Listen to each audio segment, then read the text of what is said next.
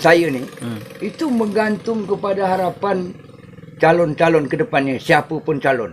Saya menggantung harapan. Betul, Pak. Kenapa? Di situlah nanti saya mengadu. Assalamualaikum warahmatullahi wabarakatuh. Encik-encik, tuan-tuan dan puan-puan, majelis penonton yang mulia. Yang kecil tak disebut nama, yang besar tak disebut gelar, yang tua dengan tuahnya, yang muda dengan takahnya. Yang makan tak boleh bercakap, yang minum tak boleh berdiri.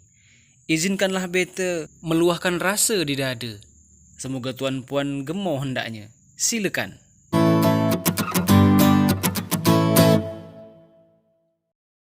Wak Tahir dah berapa lama jadi nelayan, Wak? Kalau saya, setahu saya lah, masih bujang lagi. Bujang lagi. Bujang lagi. Berarti luar biasa dah pengalaman tu, Wak, Hah? Kalau nak pengalaman menangkap ikan lah namanya, bermacam model yang sudah saya kerjakan. Yang sudah. Ada. Dari pancing, gawai, sampai ke jaring. Jadi sampai sini tahun 76, saya sudah mulai nyaring dah. Ngikut orang tua. Belum pandai buluan sendiri lagi dah. Masih ngikut orang tua. Habis jaring berganti jaring, habis gau berganti gau. Dan nyaring pula kami itu tidaklah nyaring belum ada sampai ke tengah sana lagi. Masih tepi-tepi lah. Tepi-tepi lagi. Tapi mana selat, mana sungai dah sampai Selat Panjang, sampai Pulau Tiga. Jauh. Dari sini. Dari sini. Tapi itu dah zaman itu awak masih pakai perahu sampai kat Selat Panjang ini kan. Sampai dekat Kembung Luar. Itu masih pakai sampan lagi.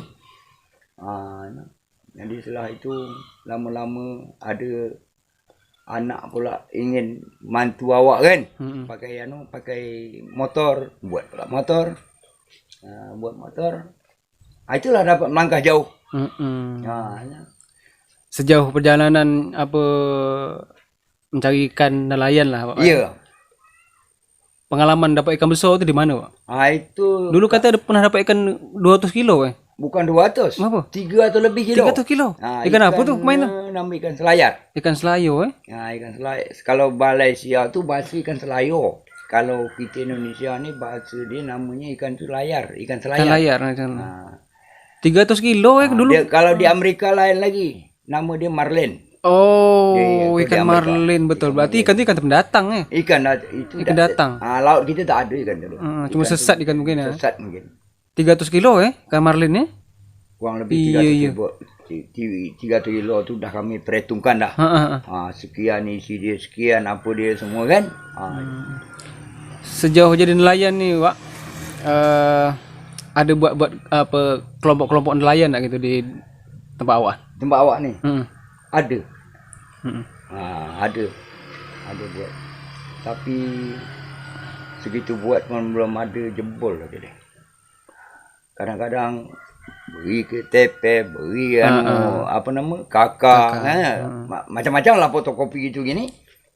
Tapi ternyata belum ada. Belum sampai sekarang. Sampai dekat awak lagi. Ada kalau mamanya jaring yang lain-lain tu ada.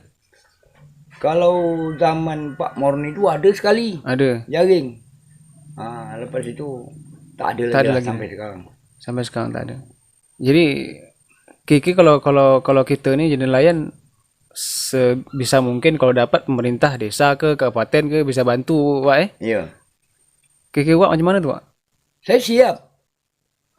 Nelayan nerima aja, Wak Nerima yang aja. penting pemerintah dah, entah desa, entah kabupaten yang bantu untuk peralatan, tak pun motor mungkin mahal, entah peralatan jaring, tangkapan ikan lah pokoknya. Tangkapan ikan Siapa kami ni dah banyak kali cuba dah. Tapi entah bagaimana yang pelaksana dia kan gitu. Iya. Mungkin ada di situ ganjalnya. Jadi kalau bagi kita tu orang namanya orang nelayan, tentu aja ndak.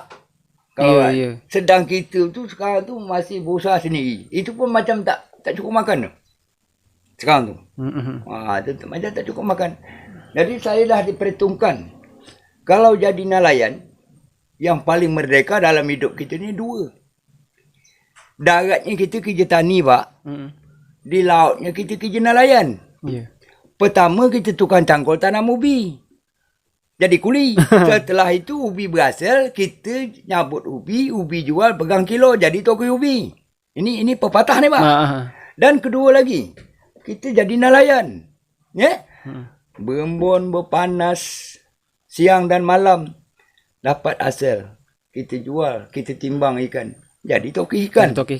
Inilah dua yang paling merdeka dalam hidup kita. Bukan merdeka negara, dalam hidup.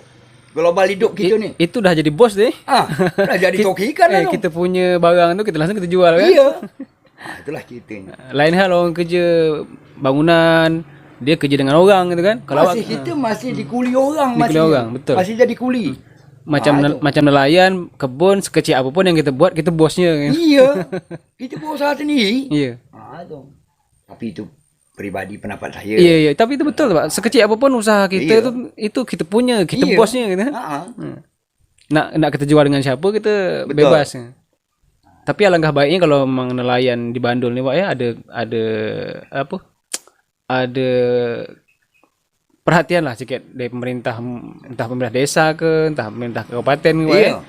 Ada perhatian untuk membantu alat tangkap ikan, entahkan jaring, entahkan gawai. Kalau gawai mungkin bisa dibuat sendiri lah, alat-alat yang jelasnya. Atau mungkin yang lain, entah motor, entah apa. Tapi dulu perasaan ada, tapi tak ada rawak. Pernah awak dengar? Kalau saya ni dah jajah jugalah perjalanan.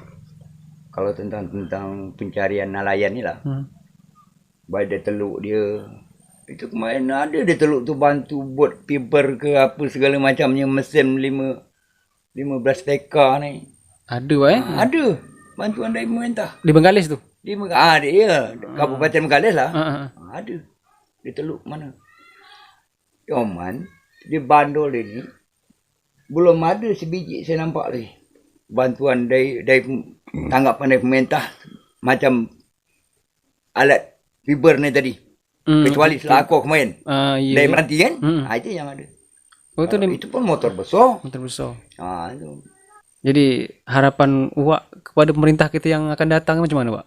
Ya, kalau yang akan datang, ya kita mengharap lah. Mengharap. Betul. Tiap-tiap apa yang kita laksanakan tu, pemerintah ingin untuk membantu masyarakat sebagai nelayan ini, kami siap lah gitu untuk melaksanakan. Mudah-mudahan itulah mata pencarian, itulah satu penyambung hidup kita. Itu. Kita tak punya kebun. Kalau kita ada punya kebun, sebulan kita bekerja sekarang, orang bekerja untuk kita 2-3 bulan kita bisa nganggur. Kalau ini sekarang berhenti bekerja, berhentilah makan. Itu. Usaha ikan gitu juga. Tangkap kecil misalnya lah. Dapatlah 2 kilo sekali balik. Tahulah kata-kata 20,000.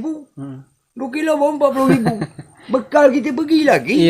Yang tinggal rumah lagi. Itulah untuk kita perjuangkan sehari-hari. Itulah kita perjuangkan. Jadi kalau memang ada perhatian lagi dari pemerintah, entah desa ke, entah kabupaten ke, dapatlah kita sikit apa Iya.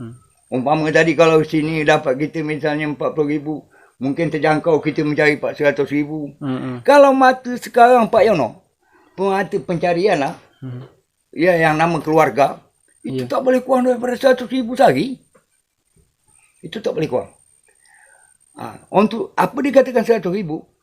Mana tahu besok kita entah demam, entah sakit, apa segala macam. Ini yang menutupkan yang 100,000 sehari ni tadi.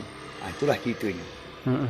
Jadi begitulah harapan kita semua. Mudah-mudahan memimpin Bandung ke depan ni memperhatikan dari semua aspek kehidupan lah Wak Dari taninya, dari nelayannya. Sebab benda tani dengan nelayan ni rasa-rasanya macam pokok perekonomian masyarakat. Iya. Macam petani nyiapkan sayur mayur kan, macam mau laut menyiapkan ikan. Kalau tak ada ikan kita payah. Kita sekarang ni nak apa? Kalau tak pakai ikan makan tu iya kan? Macam nak berhenti dengan makan berhenti fikir tak makan ikan tu masalahnya. Setidak-tidak ikan masin.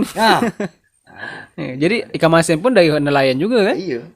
Jadi kedua lagi, masyarakat yang ada di desa Bandul ini yang betul-betul tahu kisah laut.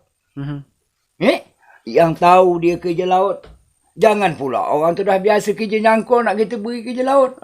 Dia tak pernah kerja laut. Agak-agak sesuai tak yang kita beri tu. Bisa tak salah, jangan salah beri tak? Jangan orang salah beri. Orang nyangkul beri cangkul kan. Beri cangkul. Ada lahan di tempat bertanam. Kalau jaring tadi nelayan tadi gitu juga. Jangan beri cangkul. Ada beri cangkul. Tak nyangkul dia dah. Itu. Jadi sesuai dengan jurusan dia lah ya dah. Sesuai.